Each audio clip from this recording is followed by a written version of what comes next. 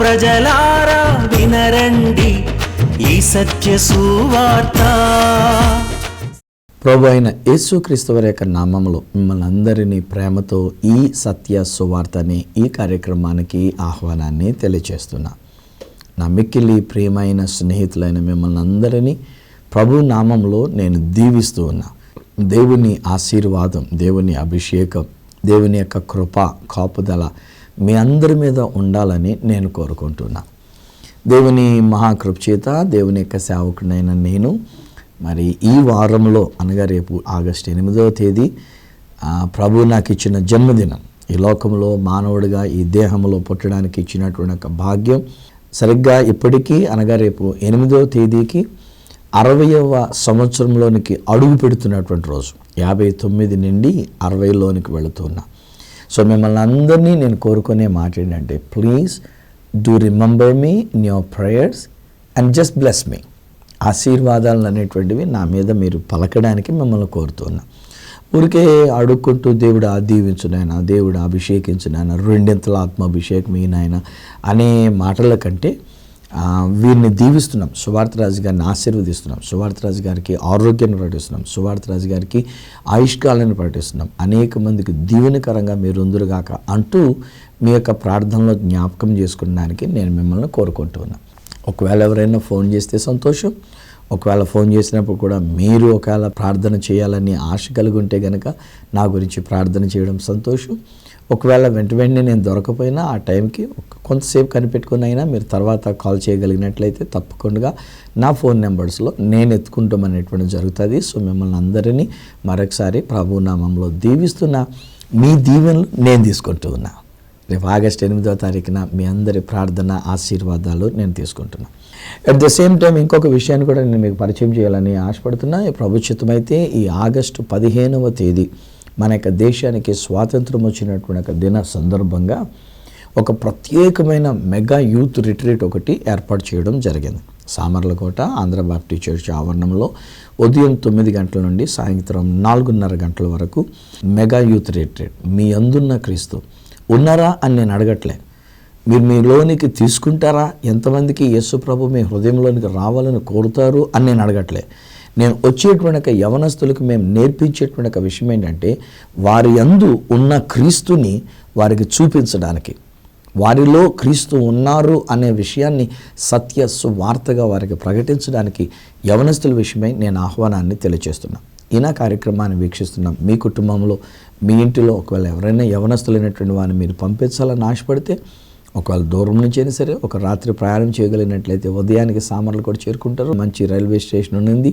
So మిమ్మల్ని ఆహ్వానం తెలియజేస్తున్నాం. మరొకండి, ఒకవేళ మీ సంఘం నుండి కూడా ఒకవేళ మీరు ఎవరినైనా పంపించాలని ఆశపడినట్లయితే తప్పకుండా ఆగస్టు 15వ తేదీ ఉదయం 9 గంటలకల్లా సామర్లకోట చేరుకునేటట్టుగా రావడానికి ఆహ్వానం తెలియజేస్తున్నా. సాయంత్రం 4:30, 5 దాటిన తర్వాత తిరిగి వెళ్ళడానికి ప్లాన్ చేసుకోవాల్సిందిగా కూడా నేను మీకు మనవి చేస్తున్నాను. May the lord bless hour young children. మన యవన బిడ్డలను దేవుడు బహుగా దీవించునుగాక. మీ కుమారులను, మీ కుమార్తెలను బహుగా దీవిస్తున్నారు. ఎందుకనంటే మీ కుమారులలో, మీ కుమార్తెలలో రాబోయే ఈ యువతరంలో ఉన్న క్రీస్తుని వారిని మేము తట్టి లేవనెత్తున్నాం. వారిలో ఉన్న క్రీస్తుని వారికి చూపించి వారిని ఆశీర్వదించాలని నేను కోరుకుంటున్నాను. తప్పకుండా పంపిస్తారు కదా. ఒకవేళ అవసరమైతే మీరే వస్తారు కదా, కలుసుకుందాం రండి. ఆగస్టు 15వ తేదీ ఉదయం 9 గంటల నుంచి సాయంత్రం 5 గంటల వరకు సామర్లకోటలో ఆంధ్ర బాప్టిస్ట్ చర్చ్లో మీరు మమ్మల్ని కలుసుకోవడానికి మీ కొరకు నేను ఎదురు చూస్తూ ఉంటాను.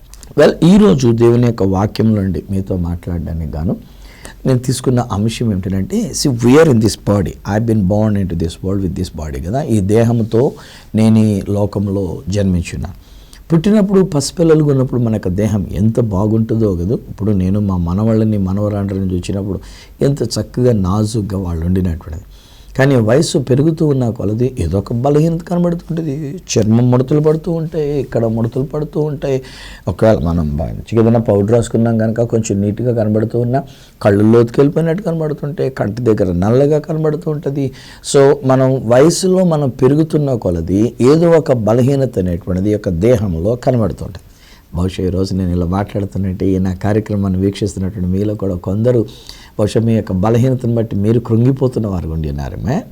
బహుశా మీ యొక్క బలహీనతను బట్టి మీరు నలిగిపోతూ ఉంటున్నారేమో. అయ్యో ఏంటండి నాకు ఈ బలహీనత తగ్గట్లేదండి అసలు ఏమాత్రం కూడాను, ఈ బలహీనతలో నేను నలిగిపోతున్నానండి, నేను కృంగిపోతున్నానండి అంటూ మీరు అనుకున్నారేమో. Don't worry.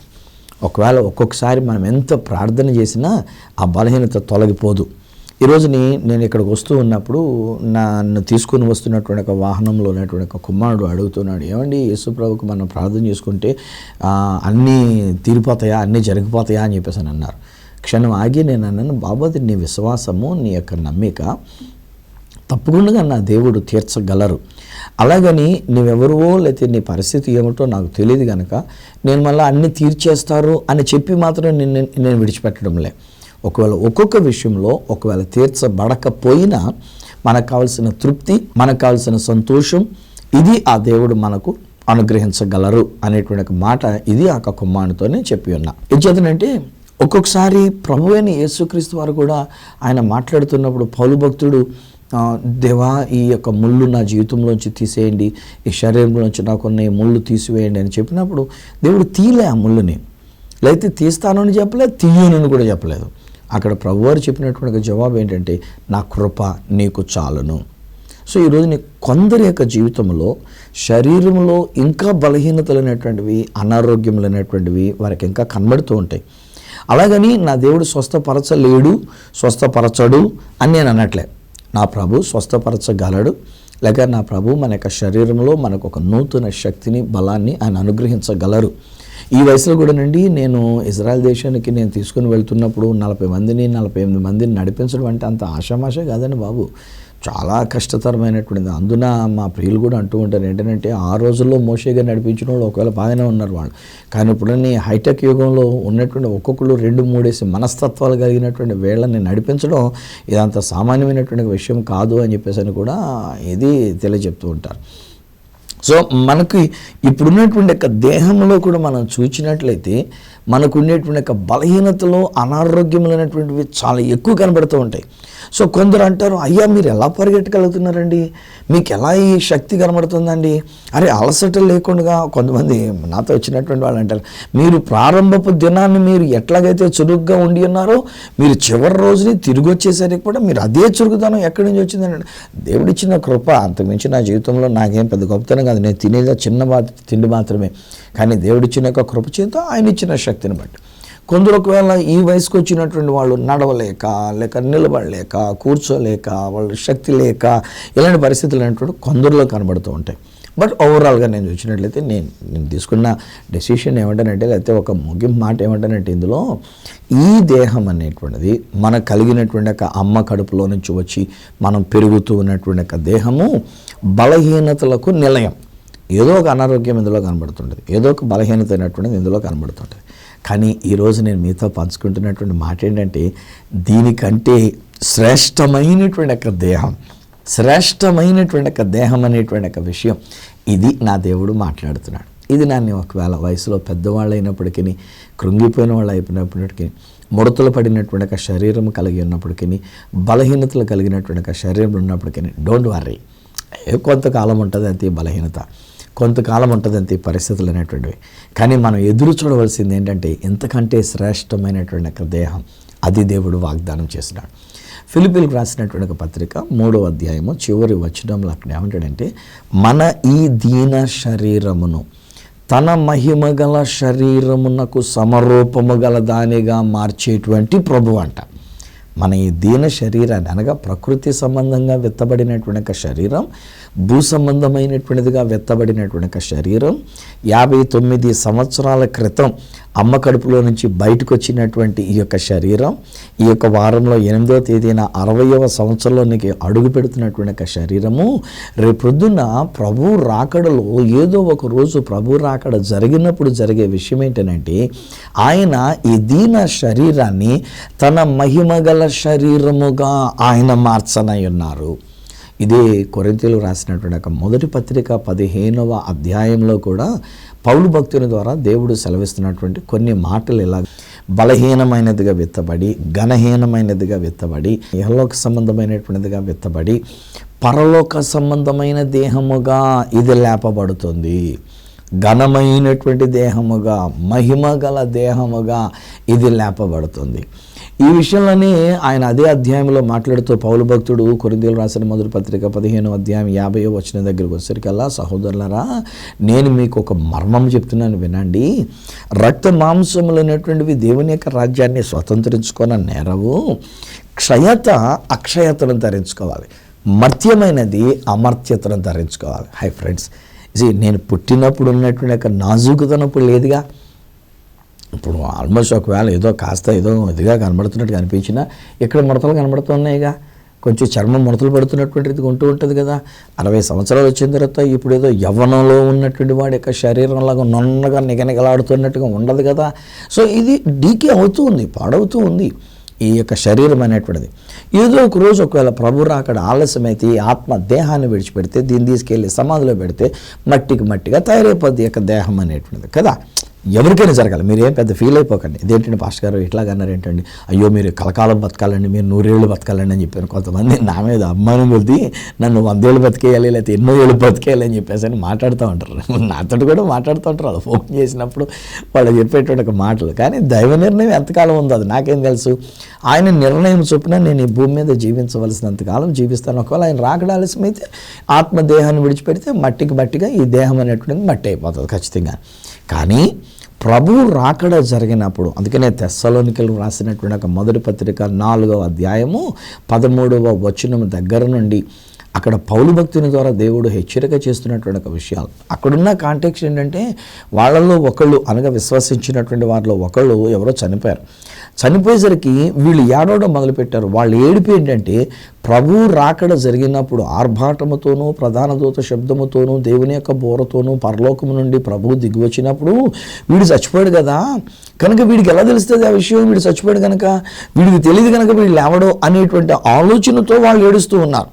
అందుకు పౌలు భక్తుడు మాట్లాడుతూ ఏమంటాడంటే, సహోదరులారా నిరీక్షణ లేని ఇతరులకు వలె మీరు దుఃఖపడకుండు నిమిత్తము నిద్రించుచున్న వీరిని గురించి మీకు తెలియకుండుట మాకు ఇష్టం లేదు. మీరు తెలుసుకోండి ఒక విషయం, అదేంటంటే ప్రభు రాకడ జరిగినప్పుడు మొదట ఎవరైతే క్రీస్తునందు నిద్రించిన వారై ఉన్నారో వారే మొదట లేస్తారు. ఆ మీదటి సజీవులంగా ఉన్నటువంటి మనం ఆ యొక్క రెప్పపాటులో, మనం కనురెప్పపాటులో మనం మార్పు చెంది మహిమ దేహములతో మనం ఆయనను ఎదుర్కొనడానికి ఆకాశ మండలం మీద మేఘముల మీద మనము కొనిపోబడుదుము అని పౌలు భక్తుడు చెప్తున్నటువంటి ఒక మాట. హై ఫ్రెండ్స్, ఇది ఒకసారి ఆలోచన చేయండి. Maybe you have some sickness. బహుశా మీరు ఒక వ్యాధి బలహీనతను ఏదో కలిగి ఉన్నారు. అఫ్కోర్స్ నేను కూడాను. ఒకవేళ డాక్టర్ దగ్గరికి వెళ్తే డాక్టర్ చెప్తారు, నేను ఒప్పుకోను కానీ ఆ మాటలో డాక్టర్స్ ఏమంటారంటే, అయ్యా నీకు షుగర్ ఉంది, అయ్యా నీకు బీపీ ఉంది, అయ్యా నీకు ఫలానా బలహీనత లేక ఫలానా బలహీనత అని చెప్పేసి అని ఇలా చెప్తారు. ఈ మధ్యలోనండి డాక్టర్ గారులు కూడా నేను నమస్కరించి చెప్తున్నానండి, వచ్చిన ప్రతి ఒక్కరికి ఏదో జబ్బు ఉందని చెప్పేదానికంటే వీళ్ళైనంత మటుకు మంచి ట్రీట్మెంట్ మనం చేసి వాళ్ళని నయం చేసి పంపిద్దామండి. అంతే తప్ప వచ్చాడు కదా దొరికింది మనకు మంచి నిధి అనుకుని వాడికి ఈ స్కానింగ్ ఈ స్కానింగ్ వచ్చేవరకు స్కానింగ్లో ఏది లేకపోయినా కానీ నువ్వు జస్ట్ అంచులోనికి వచ్చినావు, ఇలాగ ఒక రోజు 2 రోజులు కనుక గ్యాప్ ఇచ్చింటే కనుక నీ యొక్క వాల్వ్ మూసుకుపోయి ఉండేది, నీ గుండె రంధ్రం మూసుకుపోయి ఉండేది, లేకపోతే నీ గుండె పూడుకుపోయి ఉండేది, నాన్న రకాలు ఇలా చెప్పేసి బెదరగొట్టేసి మొత్తానికి లక్షలు గుంజేస్తున్నారండి. చేతులు జోడించి నేను నమస్కారం చెప్తున్నా. ప్లీజ్ ఒక మంచి మాట చెప్తాం రండి, ఒక మంచి మాటతో వాళ్ళని ప్రోత్సహిద్దాం రండి, వాళ్ళని బలపరుద్దాం రండి, వీళ్ళంత మటుకు మంచి ట్రీట్మెంట్ ఇద్దాం రండి. వచ్చిన కొద్ది డబ్బులతోటే మనం తృప్తి చెందాం తప్ప మరీ డబ్బులు గుంజేసుకుని అలా అని అందరూ అలా చేస్తున్నారు నేను అనసమండి. ఈరోజు ఒకవేళ చాలామంది నమ్మకంగా మంచిగా సేవ చేస్తున్నాం అనేటువంటి ఒక దృక్పథంతో చేస్తున్నటువంటి ఒక వైద్యులు లేకపోలేదు. బట్ సంభవం మనకి ఏమంటారంటే, నీకు ఈ బాధ ఉంది, నీకు ఆ బాధ ఉంది, నీకు ఈ బలహీనత ఉంది, నీకు ఆ బలహీనత ఉంది, ఇలాగని చెప్పేసి అని చెప్తూ ఉంటారు. ఉంటే ఉండమండి, వాట్ ఈస్ దేర్ అండి. ఒక్కొక్కసారి మనం తినే తిండిని బట్టి మనకి ఏదైనా బలహీనత రావచ్చు, లేకపోతే మనకున్న పరిస్థితులను బట్టి మనకి ఏదైనా అనారోగ్యమైనటువంటిది కనబడుతూ ఉండవచ్చు. సో దానికి నేను కూడా ఏమంటానంటే, let's not be worried much about that. దాని గురించి అన్నట్టుగా ఊరికే కలత చెందిపోయి దాని గురించి ముందే మనం బెంగెట్టేసుకొని, నాకు ఇది అయిపోద్దేమో, నాకు ఇలాగ అయిపోద్దేమో, నేను ఇక చచ్చిపోతానేమో, నాకు ఏమైపోద్దో, నా పిల్లలకి ఇంకా బతుకు సరిగ్గా కాలేదు, వాళ్ళకి ఇంకా పెళ్ళిళ్ళు కానీ చేయలేదు, నేను ఆల్రెడీ కృంగిపోయాను, ఆల్రెడీ వంగిపోయాను, నాకు ఇప్పుడు షుగర్ వచ్చేసింది, నాకు బీపీ వచ్చేసింది, నాకు పలానా వ్యాధి వచ్చేసింది, ఇలాగని చెప్పేసి ఉడికే కృంగిపోవద్దు. ఈ వ్యాధి బలహీనతలు ఇలాంటివన్నీ నేను ఏమంటానంటే, ఈ దేహంలో ఉన్నంత వరకు, ఈ భూమి మీద ఉన్నంత వరకు మాత్రమే. కానీ ఆ మహిమ దేహంలోనికి వెళితేనండి అబ్బా, అద్భుతమైన భావ్యంగాను అది దేవుడు మనకు వాగ్దానం చేస్తున్నాడు. బైబిల్ గ్రంథంలో ఒక ఇల్లస్ట్రేషన్ నేను మీకు జ్ఞాపకం చేస్తున్నా. యేసు ప్రభు గారే చెప్తూ ఉన్నప్పుడు ఒక ఉపమానం చెప్పారు. ఏమిటంటే, ఒక ధనవంతుడు ఉన్నాడు, ఒక భేదవాడైనటువంటి దరిద్రుడైనటువంటి ఒక లాజర్ అయినటువంటి వాడు ఉన్నాడు అని చెప్తాడు. ధనవంతుడు బాగా డబ్బుంది కనుక తింటాం తాగటం ఇలాంటివన్నీ చేస్తూ వచ్చినాడు. పాపం దరిద్రుడైనటువంటి ఒక లాజర్ అయినటువంటి వాడు లేక దరిద్రుడైనటువంటి వాడు ఆ బయటనే కూర్చొని వాళ్ళు తీసుకొచ్చి బయటపడేసినటువంటి ఒక వెంగిలి మెతుకులు తీసుకొని దానిలో నుంచి అవే కొన్ని ఏరుకొని తింటూ ఉన్నాడు. ఓ ప్రక్కన శరీరం నిండా కురుపులతో రసి కారుతున్నట్టుగా ఉండి ఉన్నాడు. ఇతడు చచ్చిపోయాడు, అబ్రాహాము రొమ్మున అనుకున్నానికి కొనిపోబడి ఉన్నాడు. అతడు చచ్చిపోయాడు, పాతాళానికి అన్నట్టుగా అతడు తీసుకొని పోబడి ఉన్నాడు. ఇప్పుడు అక్కడ పాతాళంలో అతడు అనుభవిస్తున్నటువంటి ఒక నరక యాతన దగ్గర నుండి అక్కడ లాజర్ అనేటువంటి అతన్ని అబ్రహాము రొమ్మున అనుకున్నటువంటి ఒక లాజర్ను చూచి ఈయన ఎక్కడి నుంచి కాకి వేస్తుంటాడు, తండ్రివైన అబ్రహామా, ఆ యొక్క లాజర్ని కొంచెం నా దగ్గరికి పంపించవా, చిటికిన వేళ్ళు నీళ్ళలో ముంచి నా నాలుక మీద ఏమనవా, నోరు ఎండిపోతుంది, నాకు దాహం అయిపోతుంది, అగ్ని మంటలు ఇవి నేను తట్టుకోలేకపోతున్నానని చెప్పేసి అంటాడు. నేనంటే ఒకసారి ఆలోచన చేద్దాం. భూమి మీద ఉన్నప్పుడు ఇదే దరిద్రుడైనటువంటి ఒక వ్యక్తి, కురుపులతో రసి కారుతున్నట్టుగా ఉన్నటువంటి ఒక వ్యక్తి, ఇప్పుడు ఈ ధనవంతుడైనటువంటి ఒక లాజరు ఇంకా రసి గనక కారుతూ ఉన్నట్లయితే ఆ రసితో ఉండినటువంటి ఒక ఏలు తీసుకొచ్చి, ఆ చీము నెత్తురుతో ఉండినటువంటి ఏలు తీసుకొచ్చి అది నీళ్లలో మంచి తీసుకొచ్చి నా నాలుక మీద ఏమని అంటాడా? ఎంత ఎబ్రకమడం ఊహించుకోలేము కానీ, ఎందుకంటే కురుపులతో ఆ రసి కారుతున్నటువంటి ఒక చీము కారుతున్నటువంటి ఒక చీము నెత్తురు అది తీసుకొచ్చి నాలుక మీద వేసుకోవడానికి ఎవరు కూడా ఇష్టపడరు. కానీ ఎందుకు అలా అడగగలిగాడు? అక్కడికి వెళ్ళేసరికి అతనికి యొక్క కురుపులు లేవు, అతనికి ఆ వ్యాధి బలహీనత అనేటువంటిది లేదు, అతనికి యొక్క రోగం అనేటువంటిది లేదు. అక్కడ మహిమ దేహములో ఏ రోగము లేకుండా ఉంటూ ఉన్నటువంటిది. హల్లెలూయా. ఈరోజు నేను మరొకసారి జ్ఞాపకం చేస్తున్నా. Hi friends, there is a better body which God has promised for us. That is what is glorified body. మహిమ దేహము అని మనం పిలవగలుగుతాం. యేసు ప్రభువే మనకు మాదిరండి. ఆయన పునరుత్థానమైనటువంటి వారిలో ప్రథమ ఫలముగా ఉండినట్లుగా యేసుక్రీస్తు ప్రభువారు ఆయన చనిపోయి తిరిగి లేచినారు. ఆయన చనిపోయినప్పుడు, సమాధి చేయబడినప్పుడు ఆయన యొక్క దేహం నిండా కొరడా దెబ్బలు ఇవన్నీ కూడా ఉండి ఉన్నవి కదా. ఆయన తిరిగి లేచినప్పుడు అదే కొరడా దెబ్బలతో మాంసపు ముద్దలాగా ఉన్నటువంటి రీతిగా ఆయన కనబడలే. ఆయన తిరిగి లేచినప్పుడు మహిమాన్వితుడిగా కనబడుతున్నాడు, మహిమ రూపములో కనబడుతున్నాడు. అఫ్కోర్స్ ఒకనొక సమయంలో తోమా గారికి కలిగినటువంటి ఒక అనుమానాన్ని తీర్చడానికి గాను, తోమా ఇదిగో నీ వ్రేలు నా చేతిలో పెట్టి నా యొక్క గాయాన్ని చూడు అని అంటారు. కానీ నేను అనుకుంటున్నాను అది గాయం అలాగే ఉండిపోయినటువంటిది కాదు. ఆ గాయముతోనే యేసుక్రీస్తు ప్రభువారు ఉండిపోయినటువంటిది కాదు. అది కేవలం తోమా కొరకు చూపించడానికే తప్ప వేరొకటి కాదు. ఇప్పుడు ఆయన కొన్నటువంటి దేహము మహిమ దేహముగా ఉంచబడినటువంటిది, మహిమ దేహముగా ఉంచబడినటువంటి. హల్లెలూయా. అందుకని ఆ యొక్క మహిమ దేహంలో మనం చూసినట్లయితే వీళ్ళు మామూలు వ్యక్తులుగా అన్నట్టుగా చూచారు. ఇద్దరు అమ్మాయికి వెళుతున్నటువంటి ఒక మనుషులు. కానీ ఎప్పుడైతే ఆయన రొట్టె విరిచి వారికి ఇవ్వడం మొదలుపెట్టి ఉన్నారు, అప్పుడు వారు కళ్ళు తెరబడి, అరే ఈయన ప్రభు కదా అనుకునేసరికి అక్కడి నుంచి అదృశ్యమైపోయినాడు. ఆయన మానవ రూపంలో వారితో పాటు నడిచాడు, మానవుడిగానే కనబడ్డాడు ఒక పోలికలో. వెంటనే అక్కడి నుంచి అదృశ్యమైపోయినాడు. అదే శిష్యులైనటువంటి వారు యూదులకు భయపడి వాళ్ళొక ఇంటి లోపల గడియ పెట్టుకొని లోపలే ఉండి భయపడిపోయి వణికిపోతున్నట్టుగా ఉంటే యేసుప్రభు వచ్చి, ఇదిగో నేను తలుపునందు నిల్చుండి తట్టుచున్నాను, ఎవడైనా నా స్వరం విని తలుపు తీసినట్లయితే నేను వస్తాను అని పిలవలేదు అక్కడ. అది వేరు. ప్రకటన గ్రంథంలో సంఘాల గురించి మాట్లాడుతున్నప్పుడు ఉన్నటువంటి ఒక కాంటెక్స్ట్ అది. కానీ ఇక్కడేం జరిగింది అంటే, వీరందరూ లోపల గడియ పెట్టుకొని ఉంటుండగా యేసు లోనికి వచ్చి తలుపు కొట్టలే, యేసు తలుపు తెరుచుకోలే, తలుపులు పగలగొట్టలే, లోపలికి వచ్చాడంతే. తలుపులు అలాగే ఉన్నాయి, గొల్లలు అలాగే ఉన్నాయి, గోడ అలాగే ఉంది. కానీ యేసుక్రీస్తు ప్రభు దానిలో నుండి వచ్చి శిష్యులైనటువంటి వారికి కనబడి వారికి సంతోషాన్ని, ఆనందాన్ని ఇచ్చి వారికి సమాధానాన్ని ప్రకటించి వారి మీద పరిశుద్ధాత్మ అభిషేకాన్ని ఊది వారికి చెప్తాడు, పరిశుద్ధాత్మ పొందండి అని చెప్పేసి. అబ్బా, అదండి మహిమ దేహం అంటేను. నమ్మికిలి ప్రియ స్నేహితులారా, ఈ దేహమును గురించి ఆలోచించేకండి. ఇది మహా అయితే కనుక 70 సంవత్సరాలు 80 సంవత్సరాలు అధిక బలం ఉంటే ఒక 100 సంవత్సరాలు ఈ భూమి మీద మనం జీవిస్తాం. అయినా ఇది డీకే అయిపోతున్నటువంటి ఒక దేహం, ఇది పాడైపోతున్నటువంటి ఒక దేహం, ఇది కృంగిపోతూ ముడతలు పడిపోతున్నటువంటి ఒక దేహం. రాను రాను మనకి కాళ్ళు నొప్పులు వస్తూ ఉంటాయి, మోకాళ్ళ నొప్పులు వస్తూ ఉంటాయి, నడవలేని పరిస్థితులు, పిక్కలు పట్టేసేటువంటి ఒక పరిస్థితులు వస్తూ ఉంటాయి. మనకి క్రాంప్ అంటారు, వెనకాల పిక్కలు నరాలు బీసిపోయినటువంటి రీతిగా తయారవుతున్నటువంటి ఒక పరిస్థితులు అవుతుంటాయి. నడవలేక చివరికి మూడో కాళ్ళు కర్ర పట్టుకొని నడిచేటువంటి ఒక పరిస్థితి వస్తుంటుంది. ఒక్కొక్కసారి అది కూడా కుదరలేదంటే 2 కాళ్ళు దాటి ఇంకొక 2 కాళ్ళు కలిపిపోయి 4 కాళ్ళతో మనం నడవలసినటువంటి ఒక పరిస్థితి ఏర్పడుతుంది. But don't worry, there is a better body which God has promised for us. దేవుడు మనకి వాగ్దానం చేసినటువంటి మరి శ్రేష్టమైనటువంటి ఒక దేహము, మహిమ దేహమును దేవుడు మన కొరకు వాగ్దానం చేసి ఉన్నాడు. ఈరోజు మీరు నేను మనం ప్రభు అయిన యేసుక్రీస్తునందు విశ్వాసం ఉంచినట్లయితే మనకిట్టి మహిమను అనుగ్రహిస్తున్నానని ప్రార్థన చేసిన ఆ యేసుక్రీస్తు ప్రభువారి యొక్క ప్రార్థన యోహాను సువార్త 17వ అధ్యాయం ప్రకారంగా దాని యందు మనం నమ్మిక ఇచ్చినట్లయితే ఇది మనం ఉస్సర్పులాగా మనం వెళ్ళి ఆ మహిమను లాక్కొని మనం వెళ్ళి ఆ మహిమను తీసుకున్నానికి అనేటువంటిది చేస్తే దేవుడు ఒప్పుకోడు. కానీ దేవుడు ఏమంటే నేనే నా మహిమను వారికి ఇస్తున్నా. నేను ఎలాగున మహిమ దేహంతో పునరుత్థానుడిగా చనిపోయి తిరిగి లేచినాను, అలాగనే ఈ మనుషులందరూ కూడా వాళ్ళు తిరిగి లేచినప్పుడు అనగా ప్రభు రాకడలో మనం ఆ మహిమ దేహంతో ప్రభు దగ్గరికి వెళ్ళడానికి హల్లెలూయా. ఈ విషయంలో ఒక మాట నేను చెప్పి మీ కొరకు ప్రార్థన చేయాలని ఆశపడుతున్నాను. బహుశా నేను మాట్లాడుతూ నా మాటలు వింటున్నటువంటి వాళ్ళు ఒక కుటుంబం ఎవరో కానీ మీరు బహుశా మీ కుటుంబీకులను ఒకరిని పోగొట్టుకున్నటువంటి ఒక దుఃఖంలో మీరు ఉండి ఉన్నారేమో. దినాన్ని బహుశా ఆ దుఃఖం మీకు ఇంకా ఆగటం లేదు. రోజులు అయిపోయింది, ఒక కుటుంబానికి సంవత్సరం అయిపోయింది, బహుశా మరికొన్ని కుటుంబాలలో కొంతకాలం అయిపోయింది, సంవత్సరానికి పైగా కాలం అయిపోయింది. But still you could not come out of that agony. ఆ వేదన, ఆవేదన, ఆ దుఃఖము, ఆ యొక్క కన్నీరు, దాని నుంచి మీరు బయటికి రాలేకపోతున్నారు. ఏనఫ్రా ఏముందమ్మా ఇంకా నువ్వు అయిపోయింది కదా. వాళ్ళు ప్రభు దగ్గరికి వెళ్ళి ఉన్నారు, వాళ్ళు ప్రభునందు నిద్రించి ఉన్నారు. ఆ దేహం మనం మట్టిగా మనం చేసి ఉన్నాము, అది మట్టిలో కలిసిపోయింది ఆ దేహం. ఇప్పుడు మనం ఎదురు చూడవలసింది ఏంటంటే ఈ నిరీక్షణతో ఎదురు చూడాలి.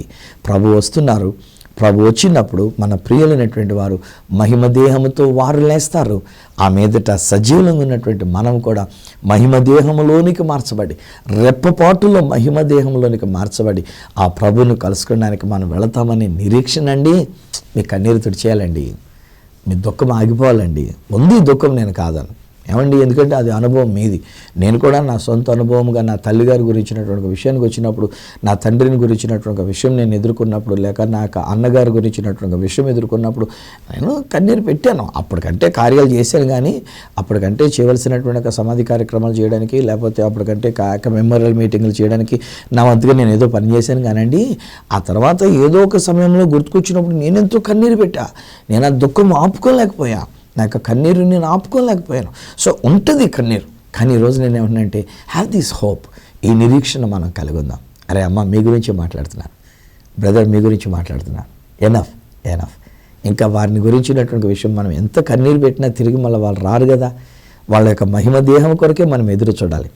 ఈ భూమి మీద ఉన్న దేహం కంటే ఆ వ్యాధితో వారు నలిగిపోయి వారు ఒకవేళ ఈ లోకాన్ని విడిచిపెట్టి ఉన్నారేమో. బహుశా కొంతకాలం అవసాన సమయంలో ఎంతో వ్యాధులను అనుభవించి, ఎంతో దేహంలో బలహీనతను అనుభవించి, నొప్పిని, బాధను అనుభవించి, బహుశా ఆ నొప్పి బాధ మనం కూడా భరించలేక, మనం కూడా తట్టుకోలేక మెడిసికిల్గా ఇస్తే బాగుండనేటువంటిది ఒకవేళ అనుకొని ఏ విధంగా ఒకవేళ మనం ఉండి ఉన్నామో. కానీ ఈ రోజున మనం తట్టుకోలేకపోతూ ఉన్నాం, ఆ దుఃఖాన్ని మనం ఆపుకోలేకపోతున్నాం. ఈరోజు నేను చెప్తున్నా, there is a better body for us. మనందరికీ, మన ప్రియులైనటువంటి వారికి, మనం పోగొట్టుకున్నటువంటి వారికి, ఇప్పుడు మన దగ్గర లేరు భౌతికంగా, వారి విషయంలో కూడా దేవుడు వాగ్దానం చేస్తున్నటువంటి ఒక మాట ఏంటంటే శ్రేష్టమైన దేహం ఉంది. అయితే మనం ఏం చేయాలి? ఆ యేసుక్రీస్తు ప్రభునందు విశ్వాసం ఉంచాలి. యేసుక్రీస్తు ప్రభుని మన రక్షకునిగా మనం అంగీకరించాలి.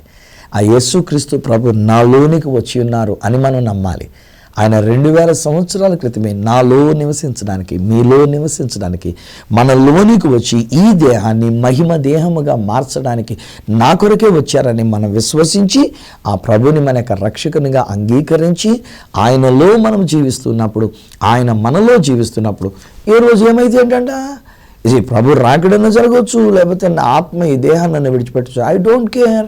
ఈ లోకంలో ఒకవేళ ఉన్నంతకాలం ఏదైనా బలహీనత ఈ దేహంలో ఉండొచ్చు, అనారోగ్యం రావచ్చు, కాళ్ళు పిక్కలు నొప్పులు రావచ్చు, లేక నీరసం కావచ్చు. I don't care. ఏదో ఒక రోజు ఆ ప్రభు రాకడ జరిగినప్పుడు, లేక నేను ఈ దేహాన్ని విడిచిపెట్టినప్పుడు ఆయన యొక్క రాకడలో ఈ దేహం మహిమ దేహముగా లేవనెత్తబడుతున్నది. మహిమ దేహముగా మనం లేవనెత్తబడుతున్నాం. వాట్ ఏ ప్రివిలేజ్ కదా. ధైర్యం తెచ్చుకోండి. ఇక మీదట మీరు కన్నీరు పెట్టొద్దు, ఇక మీదట మీరు కలవరపడవద్దు. ఆ వ్యాధిని స్వస్థపరచగలరు నేను చెప్తున్నాను నా ప్రభు. ఒకవేళ స్వస్థత కలగకపోయినా ఆయన యొక్క కృప మన మీద నుంచి ఆ మహిమ దేహంలోనికి మనల్ని తీసుకుని వెళ్ళడానికి, ఆ మహిమ దేహంలోనికి మనల్ని మార్చడానికి ఆయన త్వరగా వస్తున్నారు. యేసుని రక్షకునిగా అంగీకరిద్దాం. తండ్రి నీకు వందనాలు.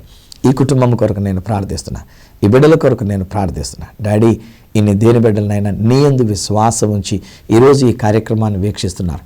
మీరు నీ బిడ్డలనైనా వీరి కొరకే మీరు ఈ లోకంలోనికి వచ్చారు. వారిలో నివసించడానికి, వీరి దేహాన్ని కూడా మహిమ దేహముగా మార్చడానికి మీరు ఈ లోకంలోనికి మానవుడిగా వచ్చినారు. మీ మహామహిమను విడిచిపెట్టి మీరు మానవుడిగా ఈ లోకంలో జీవించి మా కొరకు సిలువలో మరణించి నాన్న తిరిగి లేచుట ద్వారా మీరు మహిమాన్వితుడిగా మీరు లేచి ఆ మహిమ దేహాన్ని, ఆ మహిమ జీవితాన్ని మాకిస్తున్నానని మీరు వాగ్దానం చేశారు, ప్రార్థించారు. కనుక మీ కోటి కోటి స్తుతులు మేము చెల్లిస్తూ ఉన్నాం. ఇది సమయం అయినా ఒక కుటుంబం అయితే మా ప్రభావ వారు పోగొట్టుకున్నటువంటి వారిని బట్టి ఎంత దుఃఖములో ఉండి ఉన్నారు, ఎంత వేదనతో ఉండినారు. ఎప్పటికింకా వారు కన్నీరు ఆగలేదు నాయన. ఇప్పటికింకా వారు వేదనతో ఉండినారు. జ్ఞాపకం తెచ్చుకొని మరి వారు కన్నీరు పెడుతున్నారు నాయన. కానీ వీరి కొరకు నేను ప్రార్థన చేస్తున్నాను. నా చూడండి, యేసు నామములో నీ మహిమ దేహం అనేటువంటి ఒక ఆలోచన వీరిలోనికి వచ్చినప్పుడు నాయన వారు నీ యందు విశ్వాసం ఉంచి నీ మహిమ దేహంలోనికి మార్చబడుతున్నామని నమ్మిక వారు కలిగి ఉన్నప్పుడు ఇక మీదట కన్నీరు లేకుండా, ఇక మీదట వ్యాధిని గురించి, ఆ బలహీనతను గురించి, ఆ పరిస్థితులను గురించి, ఆ దేహంలో ఉన్న స్థితిగతులను గురించి కలవరపడకుండా నీ యందు విశ్వాసముతో ధైర్యంగా ఉన్నట్లుగా నీ కృప ఈ బిడ్డల మీద కృమ్మరించమని, సహాయం చేసి నడిపించమని యేసు శక్తిగల నామమున ప్రార్థించి పొంది ఉన్నాము తండ్రి. ఆమేన్. తండ్రి, కుమార, పరిశుద్ధాత్మలను దేవదేవుని దీవెన ఆశీర్వాదం ఆయన బిడ్డలుగా మీకు, నాకు, మనందరికీ ఆయన మహిమలో మనం మహిమ దేహంతో చేర్చబడి వరకు సదా తోడయండి, సహాయం చేసి నడిపించును గాక. Amen, amen.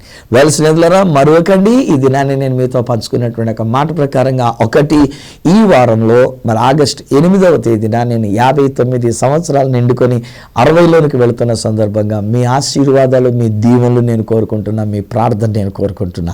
రెండవదిగా నేను మీతో పంచుకున్నట్లు ప్రభు చిత్తమైతే ఆగస్టు 15వ తేదీ 2019వ సంవత్సరమున సామర్లకోటలో ఉదయం 9 గంటల నుండి సాయంత్రం 4:30 లేక 5 గంటల వరకు మీ అందున్న క్రీస్తు అనే ఒక మహిమాన్వితమైనటువంటి మెగా యూత్ రిట్రీట్ పెడుతున్నా. ఒకవేళ మీరు ఆశ కలిగినట్లయితే మీరే యవనస్తులైతే రండి. ఒకవేళ అయితే మీ ఇంట్లో ఉన్న యవనస్తులను ప్రోత్సహిస్తే రండి. నేను అక్కడ ఉంటా. బిడ్డల యొక్క జీవితం మునిపటి వల్లే ఉండదు అని నేను ఖచ్చితంగా తెలియజేస్తున్నా. ఈ విషయంలో మీరు మమ్మల్ని సంప్రదించవలసినటువంటి మా యొక్క చిరునామా ఈ సత్య సువార్త, సామర్లకోట 533-440 తూర్పుగోదావరి జిల్లా, ఆంధ్రప్రదేశ్. అడ్రస్ మరొకసారి చెప్తూ ఉన్నా, ఈ సత్య సువార్త, సామర్లకోట్ 533440, ఈస్ట్ గోదావరి డిస్ట్రిక్ట్, ఆంధ్రప్రదేశ్.